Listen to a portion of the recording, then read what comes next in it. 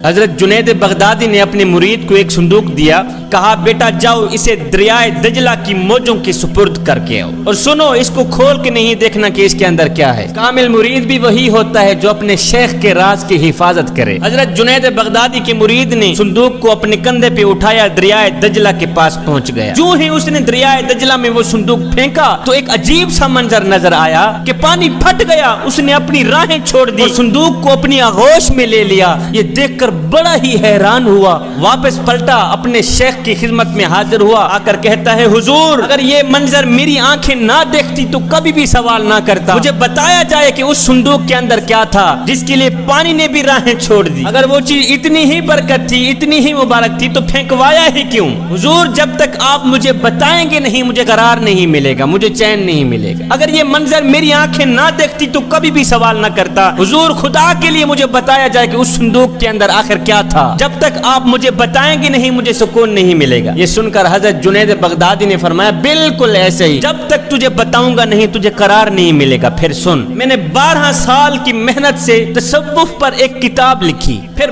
12 سال اسے بار بار پڑھتا رہا کہ کوئی بھی جملہ شریعت کے مزاج سے ہٹ کر تو نہیں لکھا، پھر 12 سال یہ سوچتا رہا کہ اس کتاب کو لوگوں تک پہنچاؤں یا نہ پہنچاؤں۔ بیٹا آج 36 سال بیت گئے ہیں، 36 سال بیتنے کے بعد میں نے آج یہ فیصلہ کیا ہے قرآن کے ہوتے ہوئے امت کو جنید کی کسی کتاب کی ضرورت ہی نہیں۔ جب قرآن ہے تو سب کچھ ہے، قرآن کے ہوتے ہوئے امت کو جنید کی کسی کتاب کی ضرورت ہی نہیں۔ میرے نبی نے فرمایا اگر دلوں پہ میل چڑھ جائے تو تلاوت قرآن کر لیا کرو، اگر دل گندے ہو جائیں تو سماعت قرآن کر لیا کرو۔ میرے نبی نے فرمایا لوگو تم کہتے ہو برتنوں تک ہاتھ پہنچ جاتا ہے اور دلوں تک ہاتھ نہیں جاتا، دل کیسے صاف کریں؟ فرمایا میری امت قرآن کی طاقت کو سمجھ جاؤ، قرآن کی قوت کو سمجھ جاؤ۔ فرمایا جس جگہ مومن کا ہاتھ نہ پہنچے وہاں میں محمد کا قرآن پہنچ جاتا ہے۔ اس بات کا انکار نہیں ہے کہ قرآن مجید کی تلاوت کر کے مرنے والے کی روح کو ایصال ثواب کیا جائے تو اس کی بخشش ہو جاتی ہے، بے شک ہو جاتی ہے۔ قرآن مجید کی تلاوت کر کے مرنے والے کی روح کو ایصال ثواب کیا جائے تو اس کی قبر میں نور اترتا ہے، بے شک اترتا ہے، اس بات کا انکار نہیں ہے۔ اور اس بات کا انکار بھی نہیں ہے کہ قرآن مجید کے الفاظ دم کر کے کسی مریض کو پلایا جائے تو اللہ تعالیٰ اسے شفا دیتا ہے، بے شک دیتا ہے، اس کی بیماری دور ہو جاتی ہے، بے شک دور ہو جاتی ہے۔ اپنے گھر، دکان، مکان یا اپنی فیکٹری میں قرآن مجید کی تلاوت کرو تو وہاں برکتیں اترتی ہیں، بے شک اترتی ہیں۔ لیکن یہاں علامہ اقبال نے کیا خوب لکھا ہے کہ او نادان تو صوفی اور خشک ملا کے ایسے پھندے میں پھنسا کہ تجھے قرآن کی آیتوں سے صرف اتنا ہی کام تھا، جب مرتے ہوئے تیرے بوڑھے باپ کی روح حلق سے باہر نہ نکلے تو یاسین شریف پڑھ کے اس کی روح آسانی سے نکلوانے کے لیے قرآن اٹھاتا ہے۔ اقبال کہتا ہے اس بات پر بھی کوئی شک نہیں ہے کہ قرآن مجید کی تلاوت کرنے سے مردے کی روح آسانی سے نکلتی ہے، بے شک نکلتی ہے۔ فرماتے ہیں او نادان تو نے قرآن سے بھی ڈھونڈا تو صرف موت کو ہی ڈھونڈا۔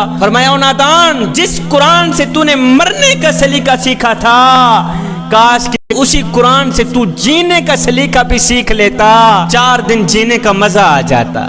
میرے کریم نبی نے فرمایا راتوں کی تاریکیوں میں اٹھ اٹھ کے قرآن پڑھا کرو اور قرآن پڑھتے وقت رویا کرو، اگر رونا نہ بھی آئے تو رونے کی کوشش کر لیا کرو۔ حضرت داتا علی حجویری سے پوچھا گیا حضرت اگر رونے کی کوشش کریں پھر بھی رونا نہ آئے تو کیا کریں؟ آپ نے فرمایا پھر اپنے مقدر پہ رویا کرو۔ اتنے سنگ دل ہو گئے ہو کہ آنکھیں آنسو بہانا بھی چھوڑ گئیں۔